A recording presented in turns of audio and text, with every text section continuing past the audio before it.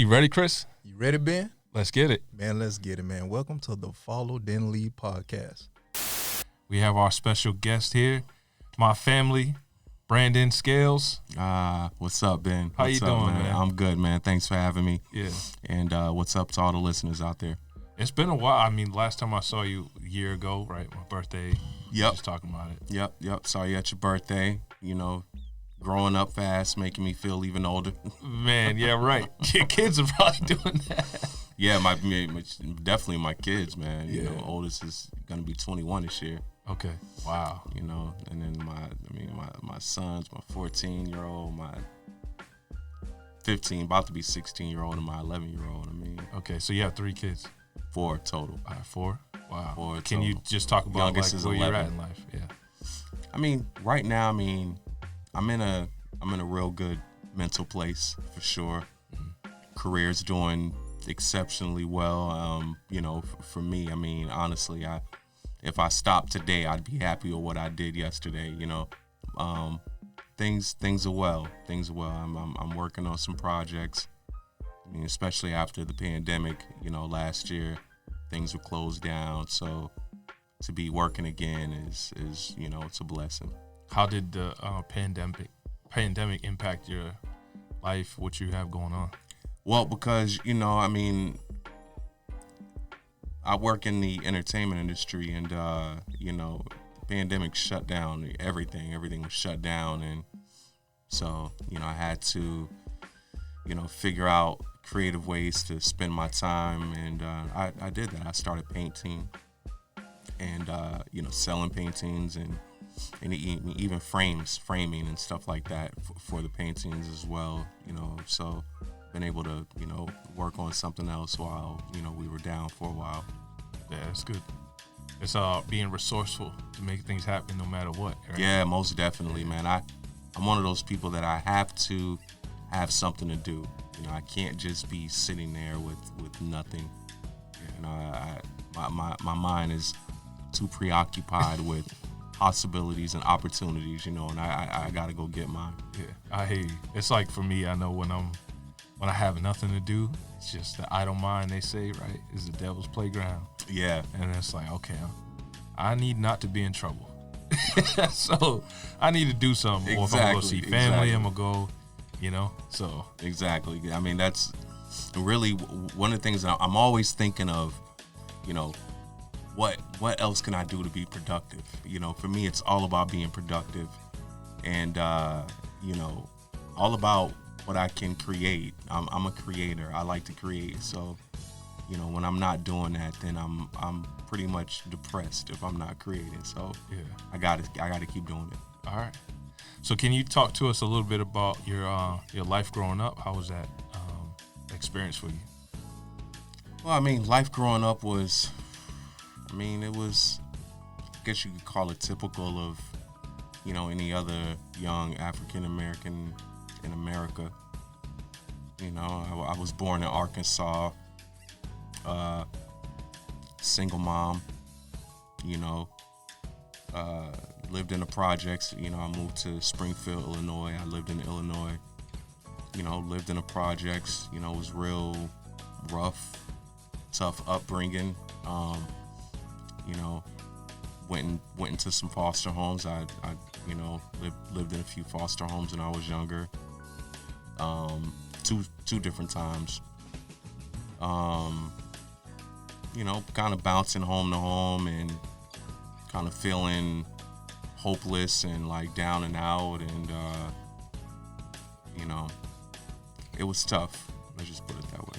I ended up, being fortunate enough to move with, our grandfather. Lived with him, and he brought us out of the situation we were in, which I'm really thankful for. Yeah. And so,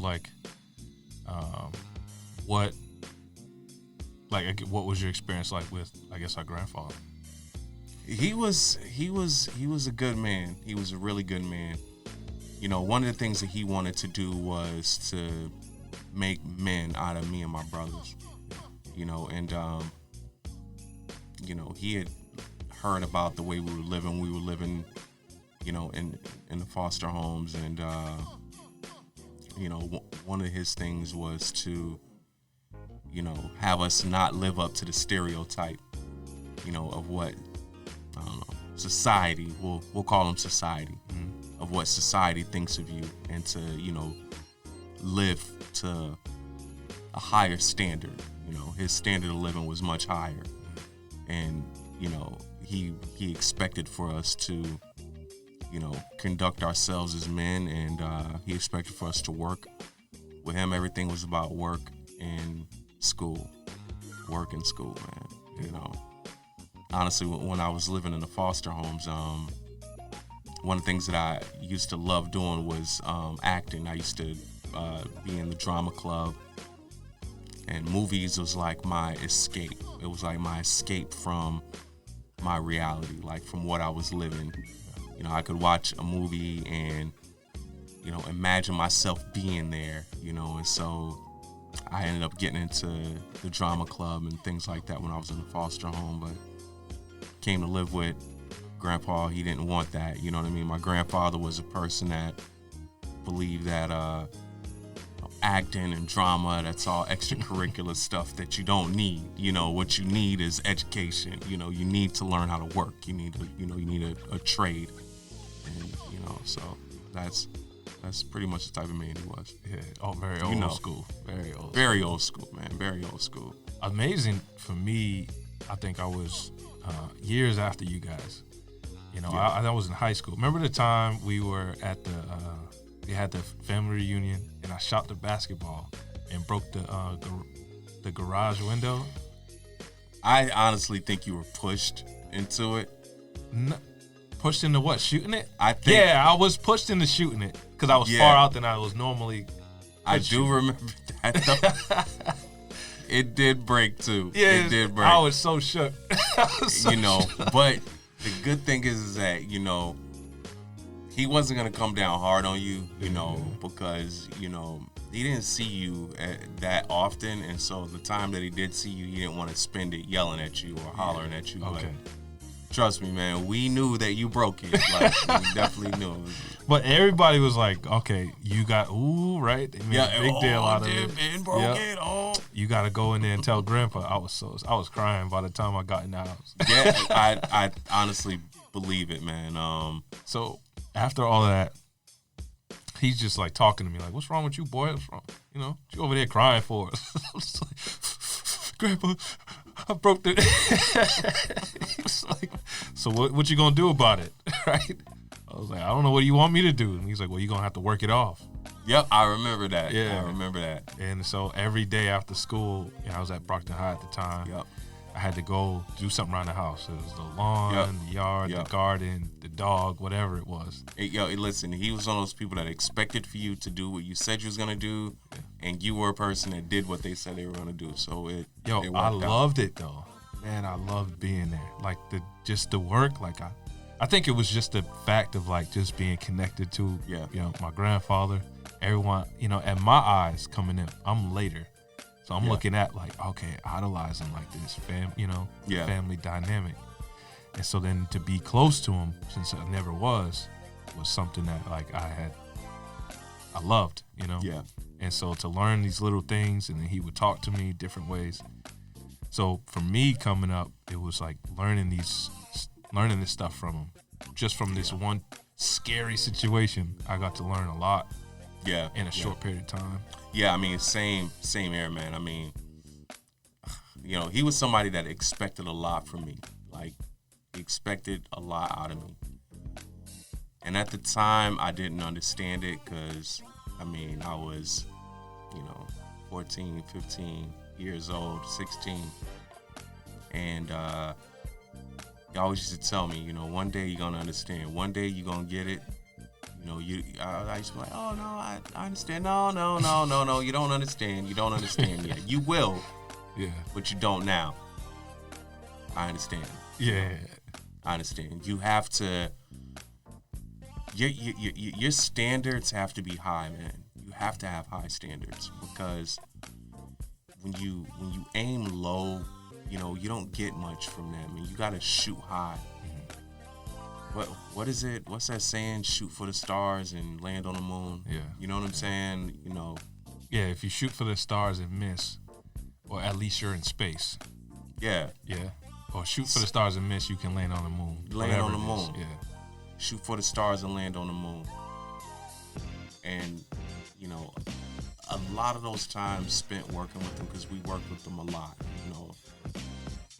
That yard was our chore. Like, that's what we did. You know, we did a lot of gardening in that yard, man.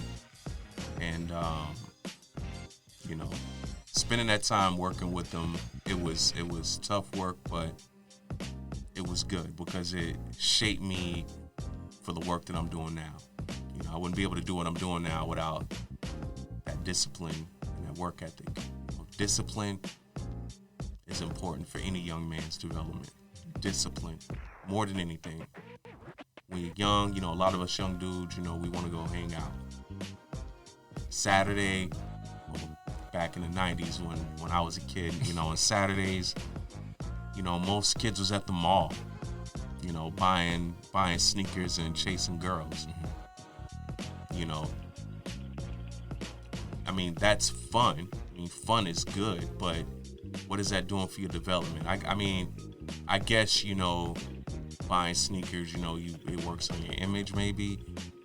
Chasing girls, I mean, maybe you'll be a model or something one day. I mean, I don't understand what that's really doing for your development. It's just the ego. Discipline is the best thing for your development. Doing something that needs to be done, no matter how you feel about it, will take you places that you would never, ever get to, you know, without it. I mean, having that is essential, man. And, you know, when you have but the thing is with discipline is that you need somebody to force you to do it. You need somebody to tell you, no, you're going to do this. Oh, get up. It's time to do this. You lay down long enough. No, you're not going to eat that. You know what I mean? Yeah. It's time to wake up now. No, you're not taking a nap right now. Shouldn't have been up late. Yeah, you know, I mean, oh, no, you're going to go clean the yard now. No, you're not going out with your friends because, you know. And then when you don't do it, having consequences to remind you that it needs to be done. I mean, that's critical, man. Yeah, 100%. It's critical. You know, when you're a kid, you don't get that. When you're a kid, you just don't understand it, you know. That's why, when I told him, like, I understand. No, you don't understand it. You don't. Don't say you do because you don't. Yeah. You know what I mean?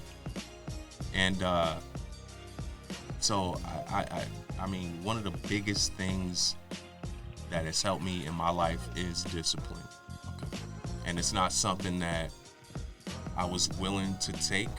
You know, it's not something that I automatically had. Like, somebody had to make me.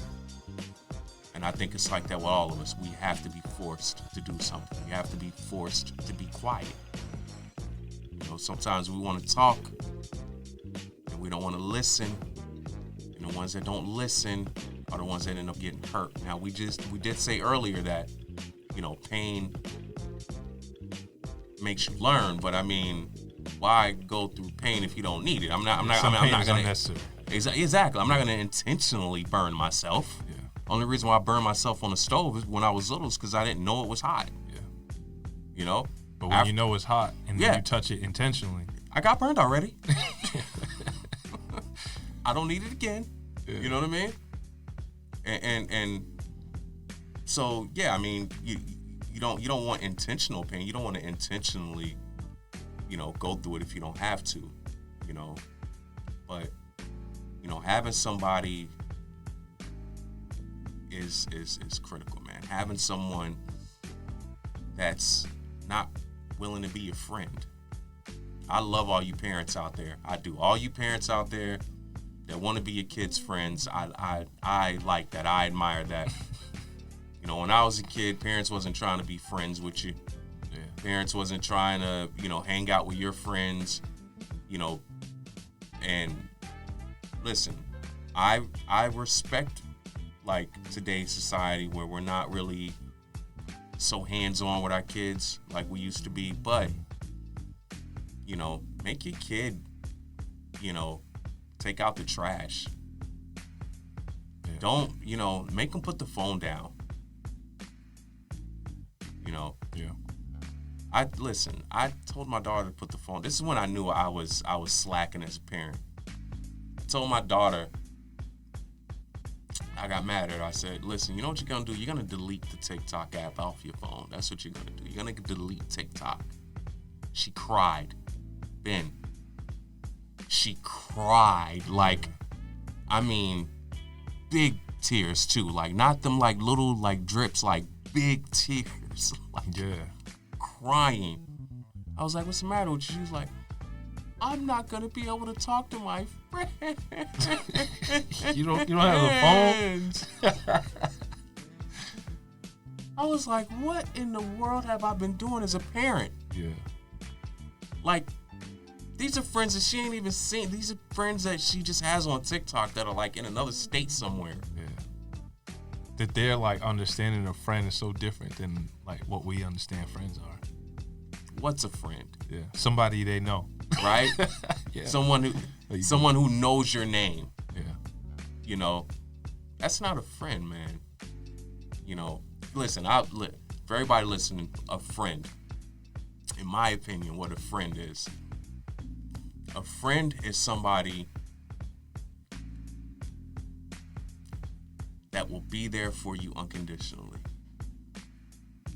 Now, that doesn't mean that I can do whatever I want to my friend and they're going to be there. No, of course not. I mean, there's boundaries in this life, But a friend is somebody that will be there for you unconditionally.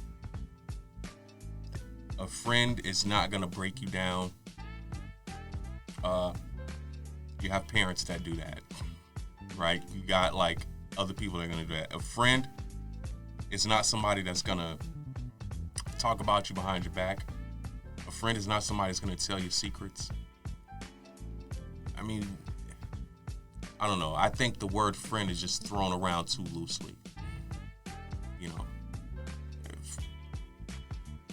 As far as I know, I mean, there's people that are, closer to their friends than they are with their own family.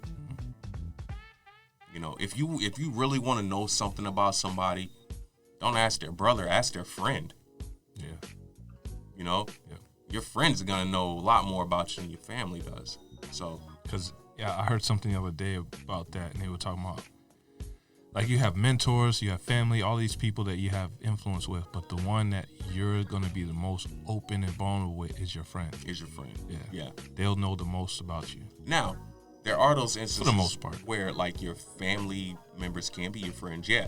I mean, I'm real comfortable with a lot of my family. I mean, I would, open up to my family too, but I think the word friend is thrown around too loosely. We call people friends, we trust them too quick, they learn everything about us, and then when we need them, we can't really rely on them. 100%. I mean, I think I've realized in this last couple years, having gone through situations just within myself, pulling away from people, because I was so, for like probably all my 20s, I was so attached to friends. Yeah. Because I needed friends, because at my teenage years, I was working. I was doing what I had to do to help my family. So then when I became a young adult, it was like, oh, I'm free now. Now I can be a kid and just have fun. And all I wanted was fun and to be accepted and to be cool. And so pretty much all my 20s, that's what I was doing. Chasing girls, barely like handling my responsibilities. But I'm just going for what I was deprived of. And so friends was like number one. And thinking that my friends were actually my friends because we were doing the same things. And after like going through it, now I'm like, these people aren't really my friends. They just looking out for themselves. Yeah.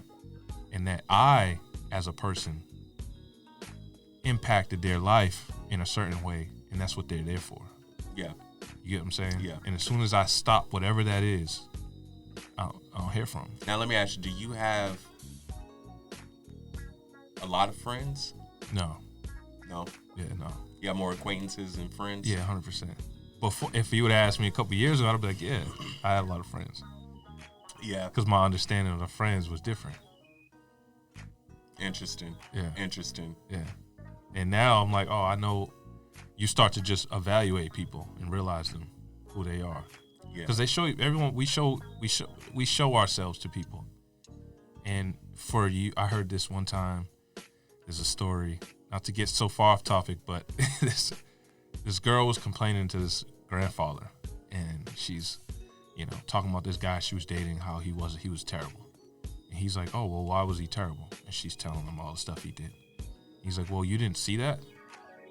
And she's like, well, no, he lied to me. He was like, no, it's not his fault that he is who he is.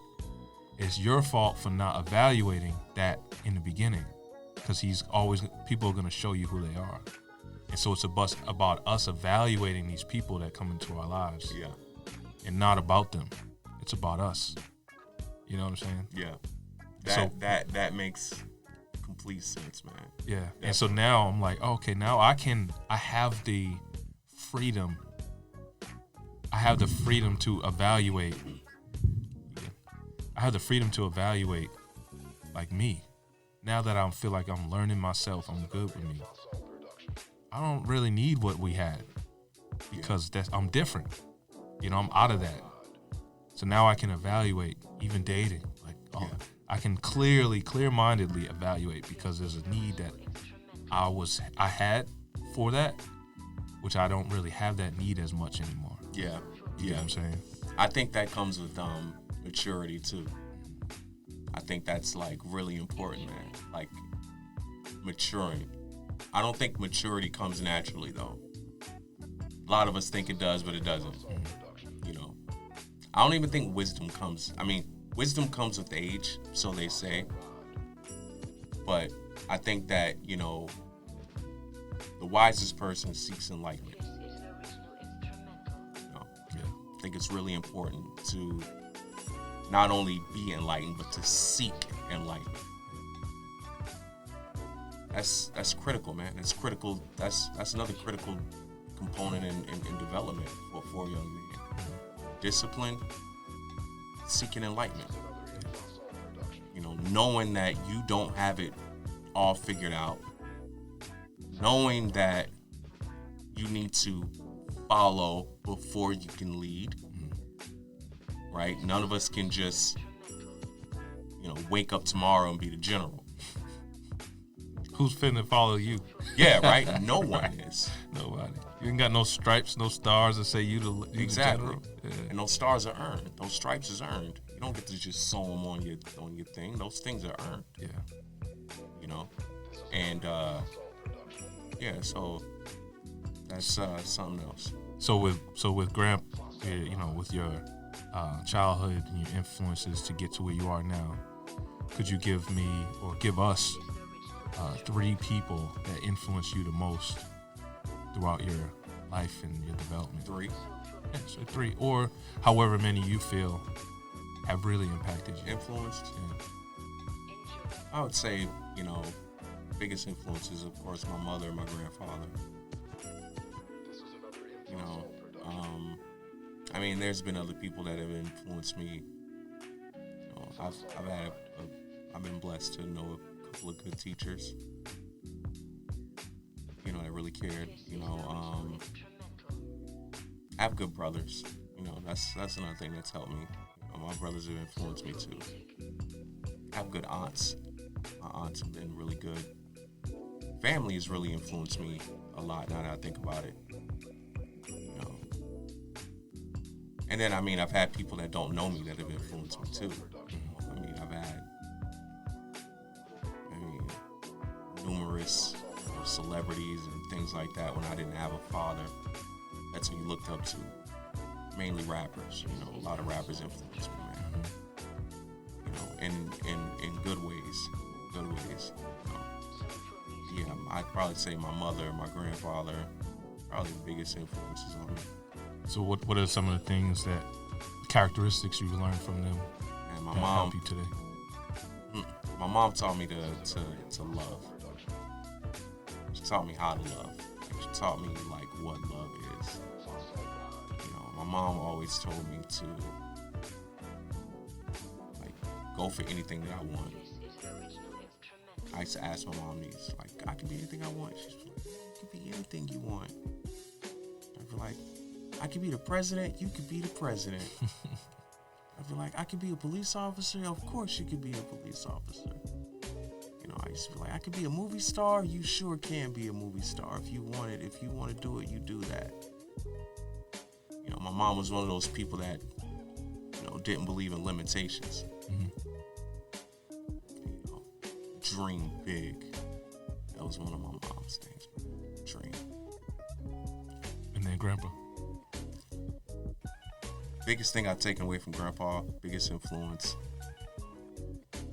is how to get it. How to get it. You know,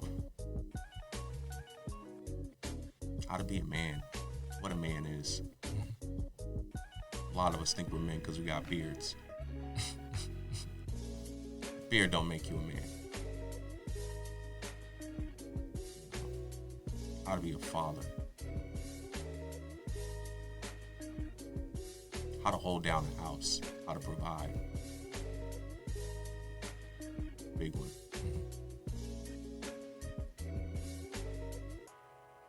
How to take care of what I have. How to appreciate what I have. Another thing I learned from him. How to appreciate. You know, appreciation is. People won't do anything for you if you don't show appreciation. You know, not just saying thank you, but showing it. Right? If you buy me something, let's say you buy me a new pair of kicks, a pair of sneakers. Like, oh, thank you, cuz. Thank you, man. I love you, man. Thank you. I see you in a week. And those things are ragged and torn down to the ground. What did my thank you mean? Yeah. You know what I mean? But let's say if I said, oh, thank you. Really appreciate it. Simple thank you. 4 years later, I have those same shoes on. They look just like they did when they got out the box. That's gonna make you feel good. Like, you still have those? Yeah. Yeah. You know, I've had my brothers have given me things and they've asked me, like, hey, do you have that thing that I gave you? And I'd be like, yeah, I got that. It's sitting right there. And I show them, like, dang, you had that for 20 years.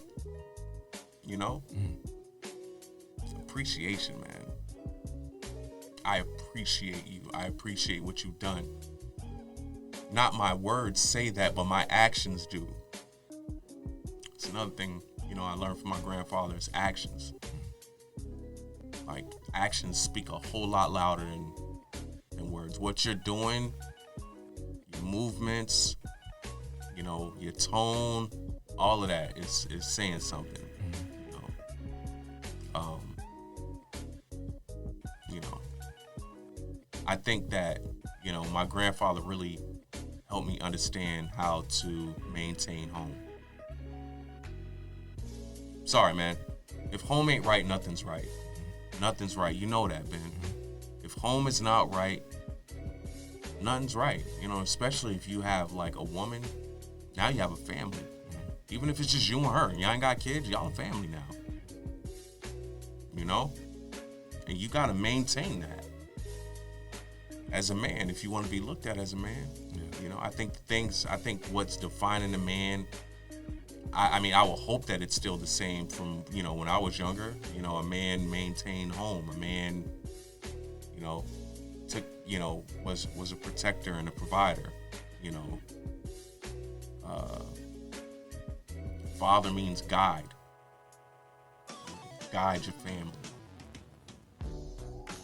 I'd probably say the biggest, probably overall thing that I've taken from my grandfather and my mother is a relationship with God. You know, and some people don't believe in God. I don't know how they don't. I wouldn't be anywhere without God.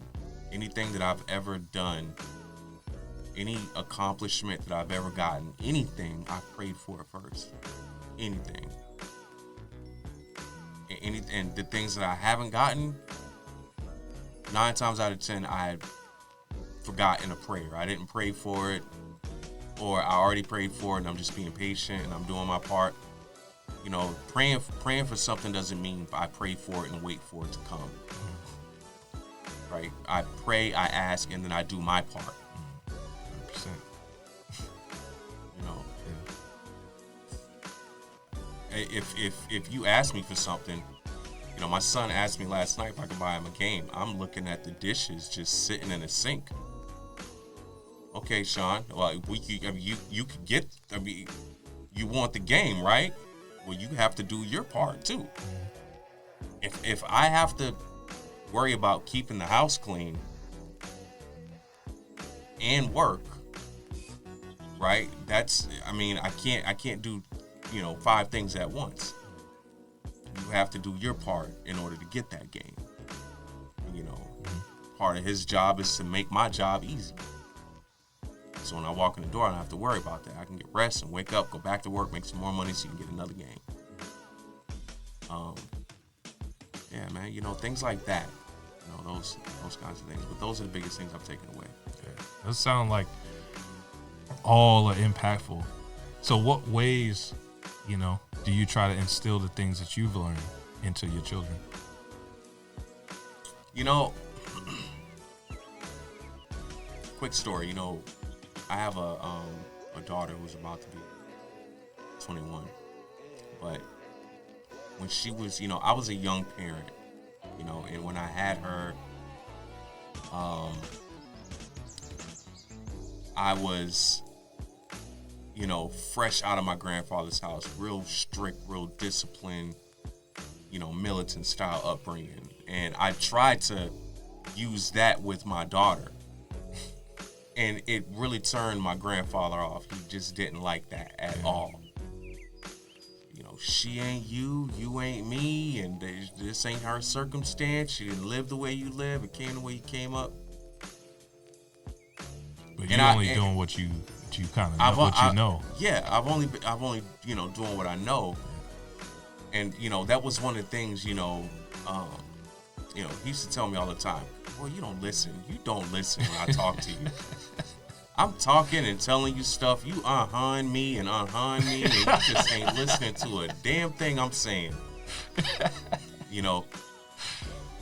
And, you know, he used to say to me a lot, you know,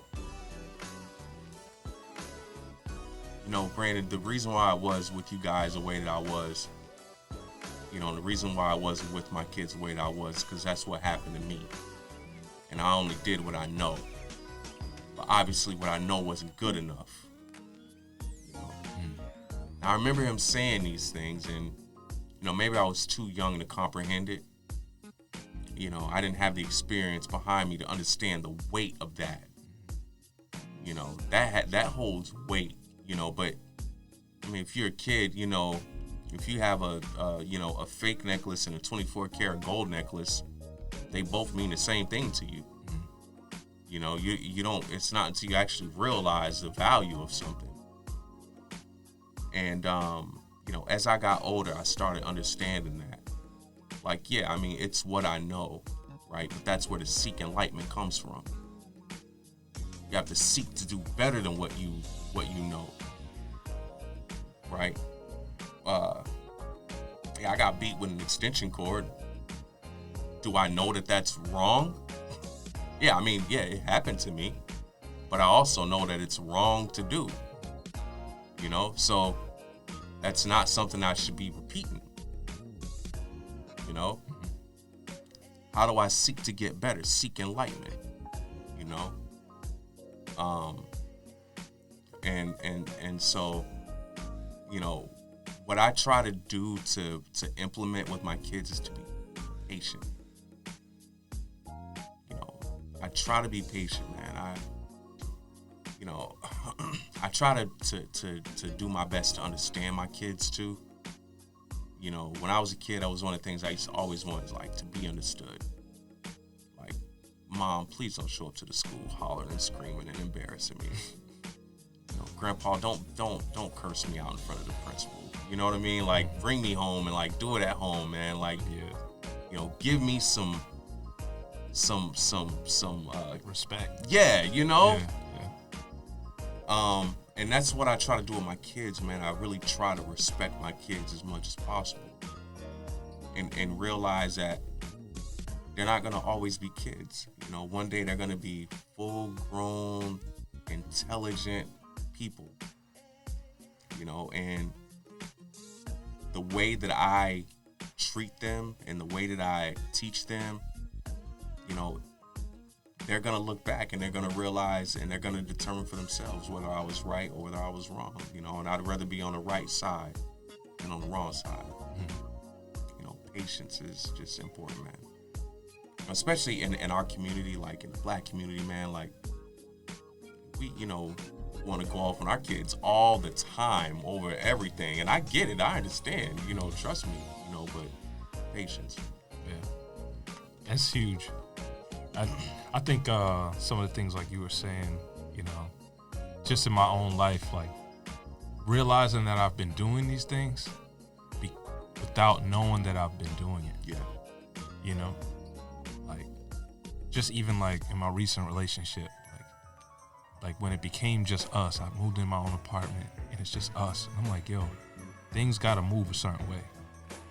You know, like, and because before I was so like passive, I guess, but the fire was in me. Like, yeah. You know what I'm saying? The man was in me. I just was afraid to be it because I was suppressed for it for so long. I didn't have the man to say, no, it's okay to be that. But you just got to contain it. Yeah. You know, you got to have that control and that discipline. Because that is needed. What's within you is needed. People around you need that, especially your family. Definitely. And then I'm like, yo, like this isn't okay. XYZ isn't okay. How we talk to people, how we move, like this is how I envision my household. I know what it was like for me. It's not how it's gonna be like for me and my children. And if you're not willing to, you know, have this be in agreement with this, it's just I'm good. Because I'm looking out for my family and my children for sure. You know what I mean? Like, yeah. And once I started to come like into myself and realize like, yo, like as a man, you know, I think I still struggle with like okay, did I quit? You know, because it wasn't as easy, or were the core things that I envisioned, you know, that's the battle I deal with. That I think so. I think you're right, man. I mean, I've gone through those battles myself, you know, especially when you're young, you know, you're trying to figure out what's right. And half the time we think we're living for ourselves, but we're not. We're repeating. We're repeating our childhood.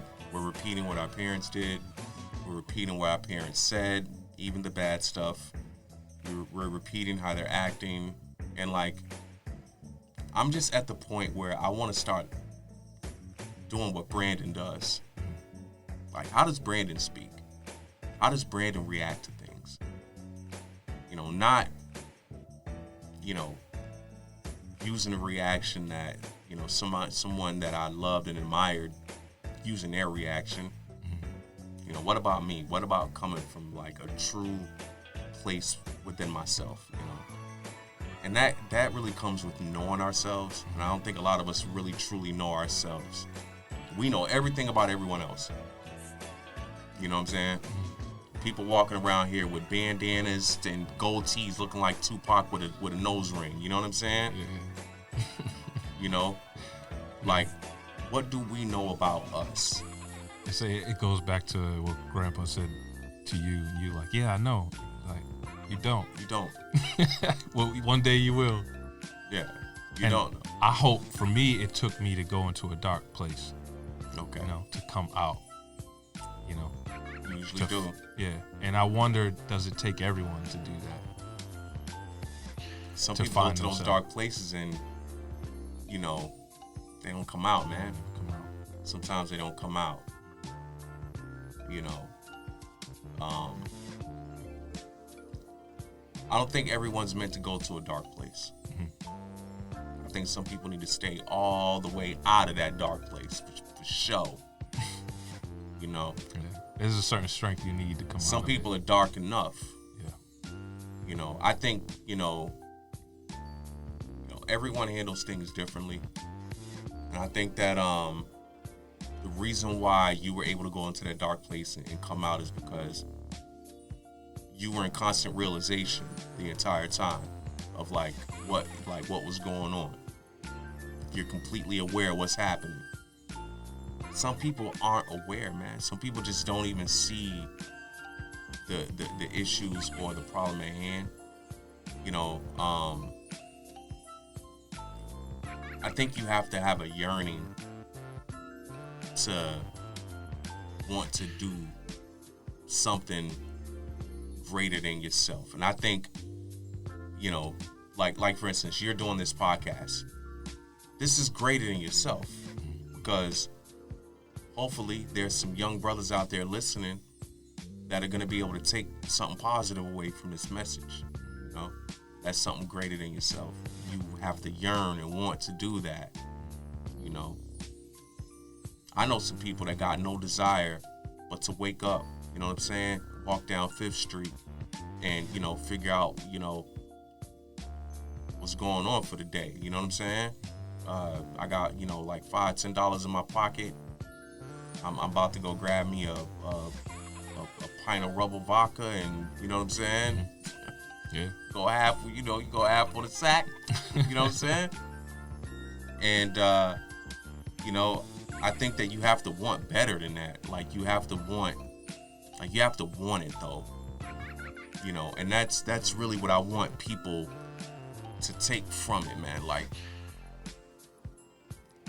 Someone can give you an opportunity, man. You could, when I say things that I wanted, I prayed for it first. And then I said I went and did my part. Part of my part is being ready for the opportunity when it comes that I just prayed for.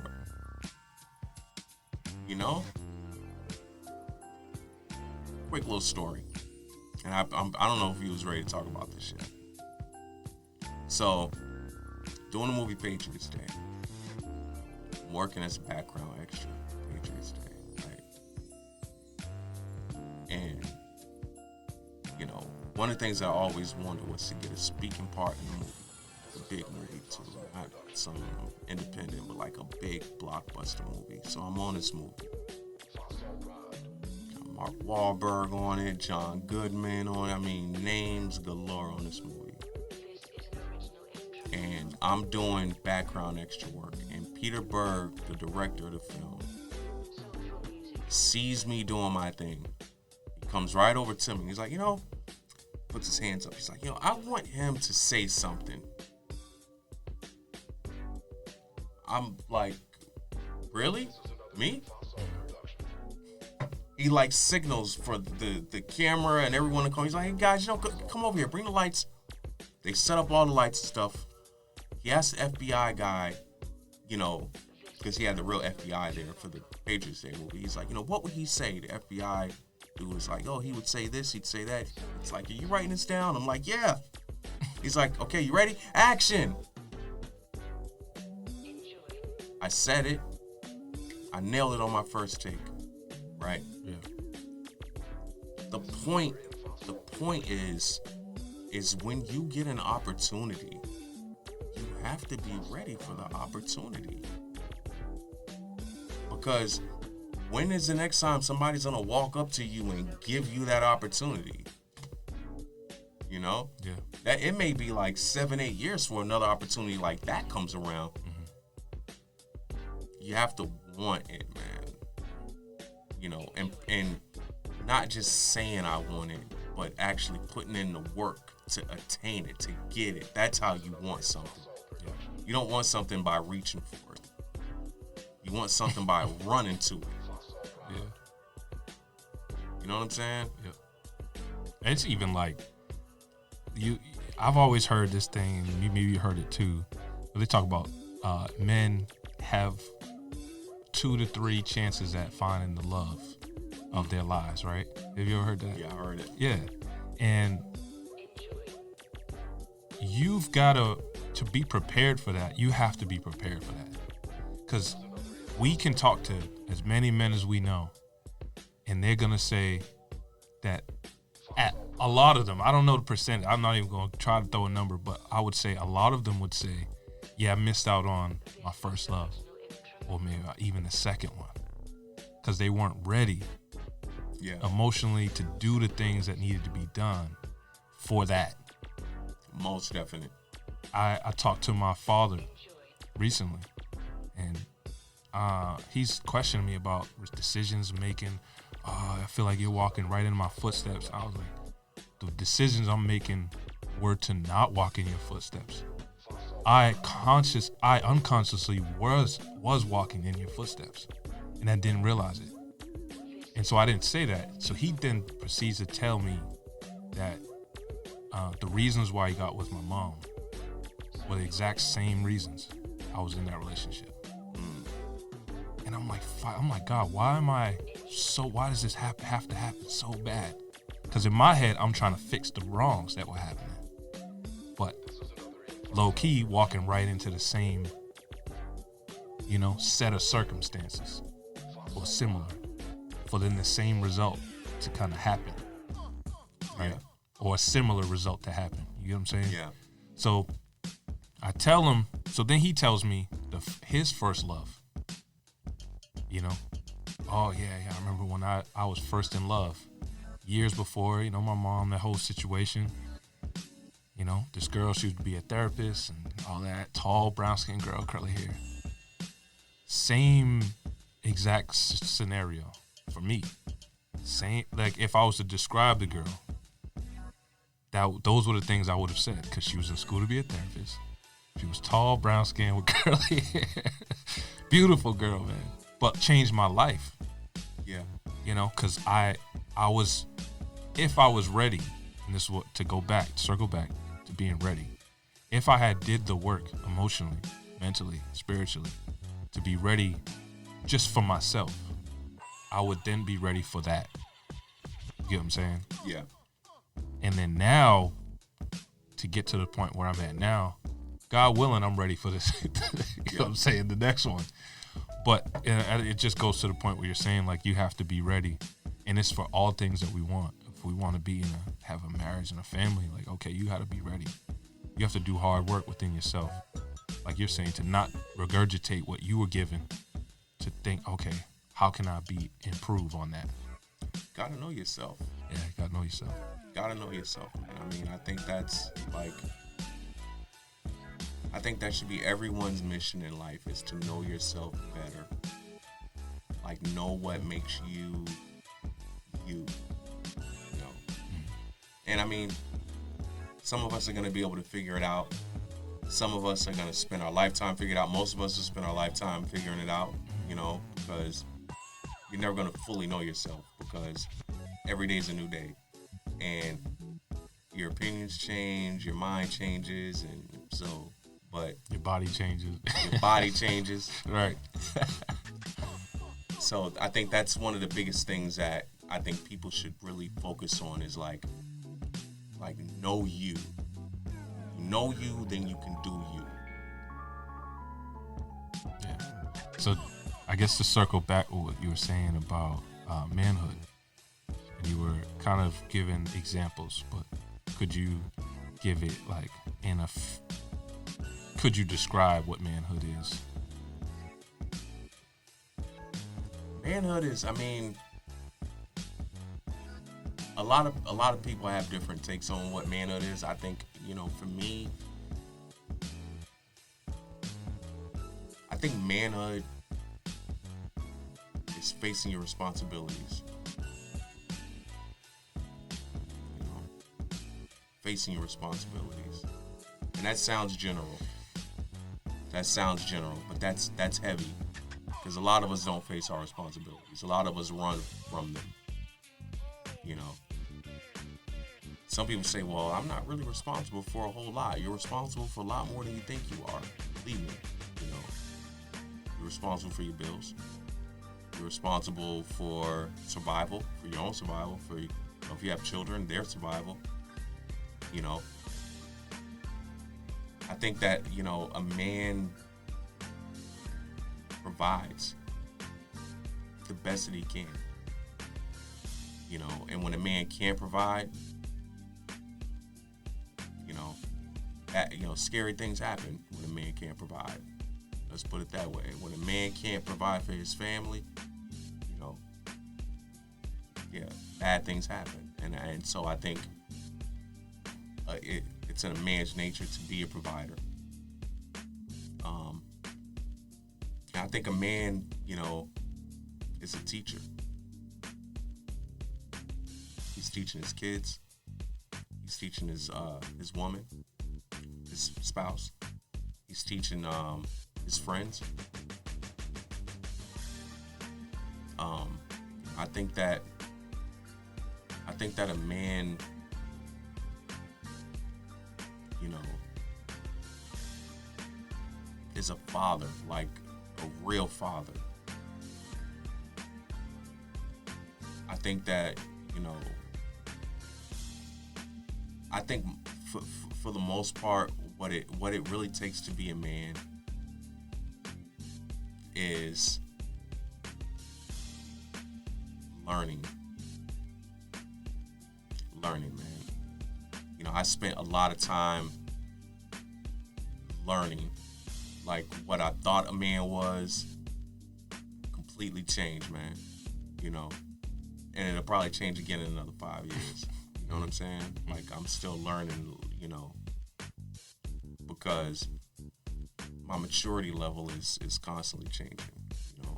So, you know, but I think that a man should be positive for the people around him. I think a man should bring positivity to the world, you know. But more importantly, a man takes care of his responsibilities. Yeah, I love it. You said, like, a man's a father. For some reason, this example, you know, when I look back in my life, me and my boys went to Mexico with a bunch of friends. We took a, what do they call it? The ATV excursion. Some jacked up excursion. My boy got on the cheap. It was terrible. But anyway, so we get on these ATVs, and one of my friends, she was there, and she's in the way back. Like, she can't get it right. She don't know what she's doing.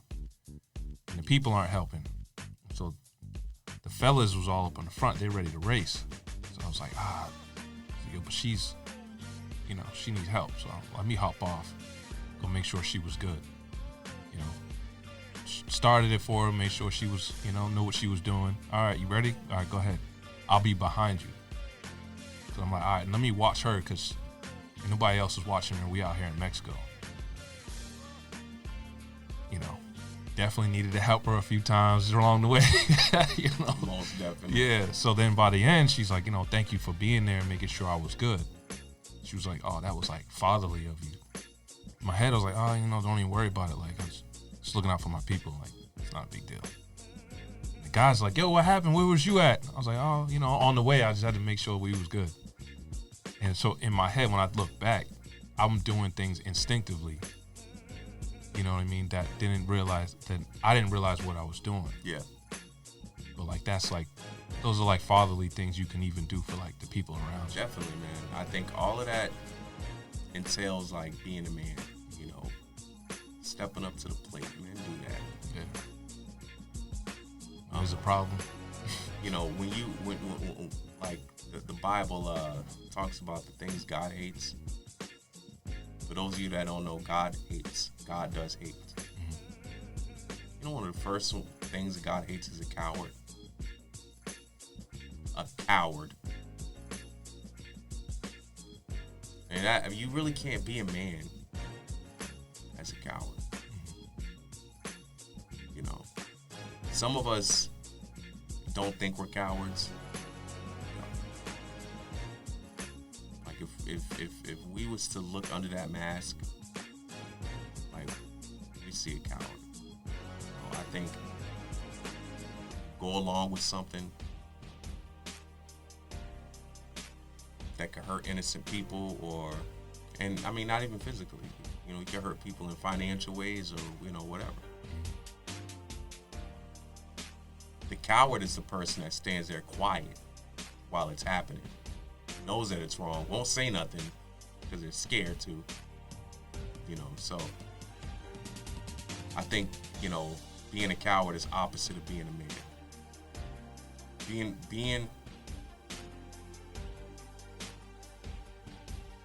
Being a coward, being a man.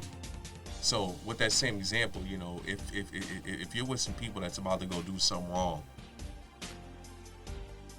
it's not a coward to say, yo, that ain't right. We shouldn't be doing that. That's not what a coward is. That's a real man. Mm-hmm. The coward is a person that's going along with it because they're trying to score some points with these dudes, or they're trying to get that's a coward. Mm-hmm. That's not a follow. That's not follower. That's coward. You know? Mm-hmm. And another thing, you know, with the whole follow then lead scenario, you gotta know who to follow. It is important to follow, yes, but who are you following? Mm-hmm. You know, Billy said he's going that way, but I'm looking and Billy's ass is walking toward the cliff. I'm not trying to go where Billy's going. Yeah. You know what I'm saying? Yeah, it's like Pinocchio. Billy's smart. You know, all the girls like Billy. You know, Billy got some money, but Billy's walking toward a cliff.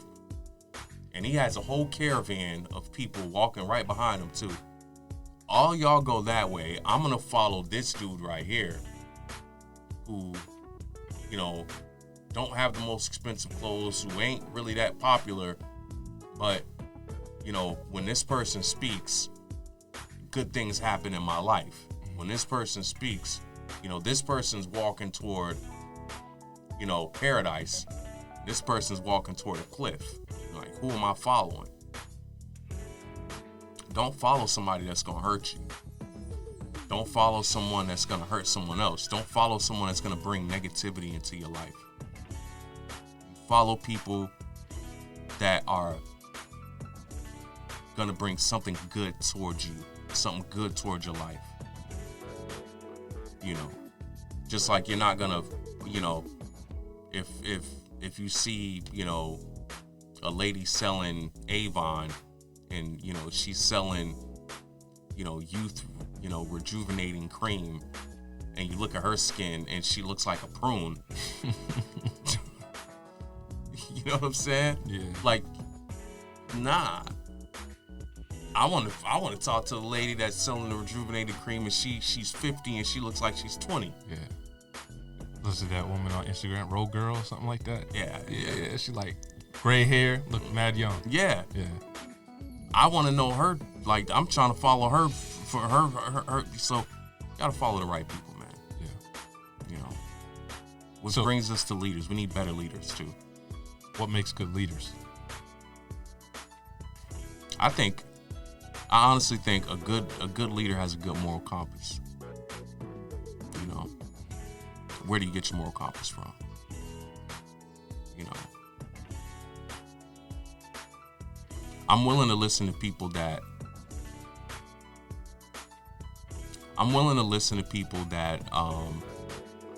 you know, get their moral compass from the Bible. I am. You know, some people get kind of funny with that, you know, mm-hmm. But I'm willing to listen to people with, you know, like I think those make good leaders. I think if I could think of a meme, there's a meme where there's like a boss sitting at a desk pointing at like 4 people, mm-hmm. And there's a leader with the rope around his shoulder pulling 4 people behind him. Yeah, I'm that guy. I'd like to be that guy. I think that's what a leader is. A leader is about to get his hands dirty. A leader is going to show you how to do it because he's done it. You know, that's what a good leader is. 100%. So, you know, with all your life experiences, you know, you're a father and, you know, a businessman and, you know, a family man. Can you, you know, with all the characteristics and things that have developed you to who you are today, can you tell us who you are? Well, I'm Brandon Scales. I'm an actor. I'm a writer. I'm a father, husband, a brother, a son, a cousin, an artist.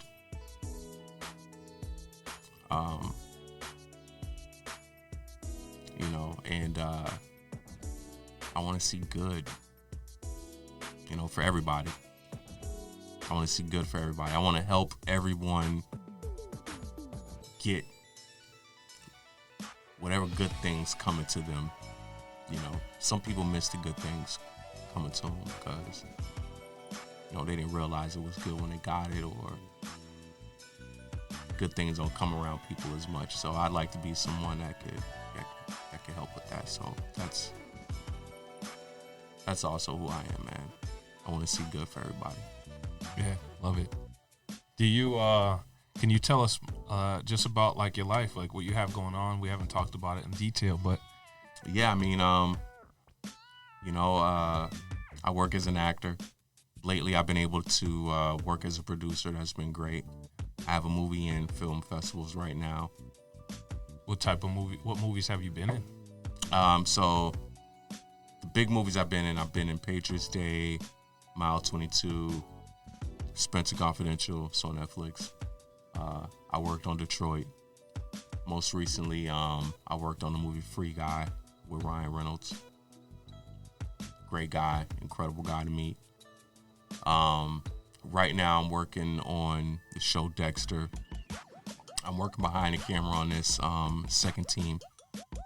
It's been incredible, working with Michael Hall and Lionel Miller and our director Marcos. Great guy. I'm also in this movie. I have a festival. It's called I Forgot to Say Thank You. It's a movie that I co-wrote and produced and starred in. It's a short film. We've already won 3 awards so far. I've been nominated for an award. I'll find out if I win May 30th. That's awesome. Yeah. Yeah. And right now I'm producing a Brockton documentary, and I am developing another show, and I'm developing another show. So okay, so you're working. I'm working. Yeah, taking those what you've been trained to do. Yeah, put the work in, man. Yeah, man, that's awesome. Yeah, so, thank you. And you said your father of 3, your husband, and your brothers are around, and father 4. I keep saying 3. I'm sorry. Okay. 4. Kiara, Brandon, and I'm a stepfather too, Jada. Yeah. Okay, yeah, Jada. How old is Jada now? Jada is about to be 20. Wow. Yeah. Well, thank you for your time, brother. Thank you for having me, man. And I really appreciate you doing this. And let's chop it up again. Let's do an update. Soon. Yeah, we'll do an update. Definitely. All right, brother. Cool. Love you, man. Love you. Thank you for listening to the Follow Then Lead podcast.